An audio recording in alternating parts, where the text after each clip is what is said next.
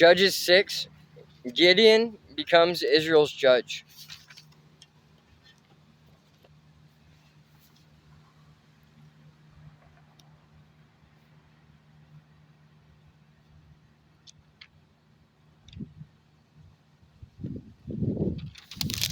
The Israelites did evil in the Lord's sight, so the Lord handed them over to the Midianites for 7 years. The Midianites were so cruel that the Israelites made hiding places for themselves in the mountains, caves, and strongholds. Whenever the Israelites planted their crops, marauders from Midian, Amalek, and the people of the east would attack Israel, camping in the land and destroying crops as far away as Gaza. They left the Israelites with nothing to eat, taking all the sheep, goats, cattle, and donkeys. These enemy hordes, coming with their livestock and tents, were as thick as locusts. They arrived on droves of camels too numerous to count, and they stayed until the land was stripped bare. So Israel was reduced to starvation by the Midianites. Then the Israelites cried out to the Lord for help. When they cried out to the Lord because of Midian, the Lord sent a prophet to the Israelites. He said, "This is what the Lord, the God of Israel, says. I brought you up out of slavery in Egypt. I rescued you from the Egyptians and from all who oppressed you. I drove out your enemies and gave you their land. I told you, I am the Lord your God. You must not worship the gods of the Amorites in whose land you now live. But you have not listened to me." Then the angel of the Lord came and sat beneath the great tree at Ophrah, which belonged to Joash of the clan of Abiezer. Gideon, son of Joash, was threshing wheat at the bottom of the winepress to hide the grain from the Midianites. The angel of the Lord appeared to him and said, "Mighty hero, the Lord is with you." Sir Gideon replied, "If the Lord is with us, why has all this happened to us?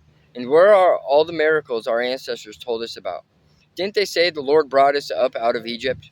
But now the Lord has abandoned us and handed us over to the Midianites."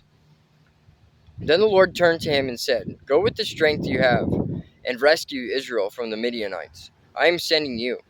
But Lord Gideon replied, "How can I rescue Israel? My clan is the weakest in the whole tribe of Manasseh, and I am the least in my entire family." The Lord said to him, "I will be with you, and you will destroy the Midianites, as if you were fighting against one man." Gideon replied, "If you are truly going to help me, show me a sign to prove that it is really the Lord speaking to me. Don't go away until I come back and bring my offering to you." He answered, "I will stay here until you return." Gideon hurried home. He cooked a young goat, and with a basket of flour, he baked some bread without yeast. Then, carrying the meat in a basket and the broth in a pot, he brought them out and presented them to the angel who was under the great tree. The angel of God said to him, "Place the meat and the unleavened bread on this rock and pour the broth over it." And Gideon did as he was told. Then the angel of the Lord touched the meat and bread with the tip of the staff in his hand, and fire flamed up from the rock and consumed all he had brought. And the angel of the Lord disappeared. When Gideon realized that it was the angel of the Lord, he cried out, "O sovereign Lord, I'm doomed. I have seen the angel of the Lord face to face." "It is all right," the Lord replied. "Do not be afraid. You will not die." And Gideon built an altar to the Lord there and named it Yahweh Shalom, which means the Lord is peace. The altar remains in Ophrah in the land of the clan of Abiezer to this day. That night the Lord said to Gideon, "Take the second bull from your father's herd, the one that is 7 years old. Pull down your father's altar to Baal, and cut down the Asherah pole standing beside it. Then build an altar to the Lord your God here on this hilltop sanctuary, laying the stones carefully. Sacrifice the bull as a burnt offering on the altar, using as fuel the wood of the Asherah pole you cut down." So Gideon took 10 of his servants and did as the Lord had commanded. But he did it at night because he was afraid of the other members of his father's household and the people of the town. Early the next morning, as the people of the town began to stir, someone discovered that the altar of Baal had been broken down and that the Asherah pole beside it had been cut down. In their place, a new altar had been built, and on it were the remains of the bull that had been sacrificed. The people said to each other, "Who did this?" And after asking around and making a careful search, they learned that it was Gideon, the son of Joash. "Bring out your son," the men of the town demanded of Joash. "He must die for destroying the altar of Baal and for cutting down the Asherah pole. But Joash shouted to the mob that confronted him, "Why are you defending Baal? Will you argue his case? Whoever pleads his case will be put to death by morning. If Baal truly is a god, let him defend himself and destroy the one who broke down his altar." From then on, Gideon was called Jerub Baal, which means "let Baal defend himself," because he broke down Baal's altar. Gideon asked for a sign.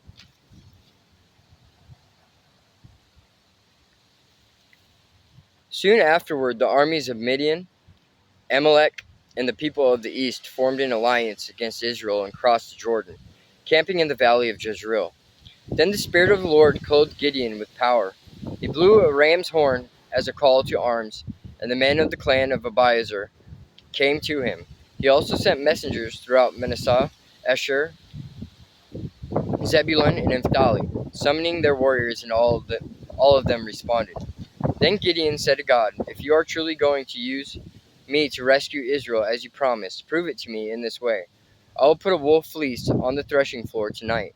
If the fleece is wet with dew in the morning, but the ground is dry, then I will know that you are going to help me rescue Israel as you promised." And that is just what happened.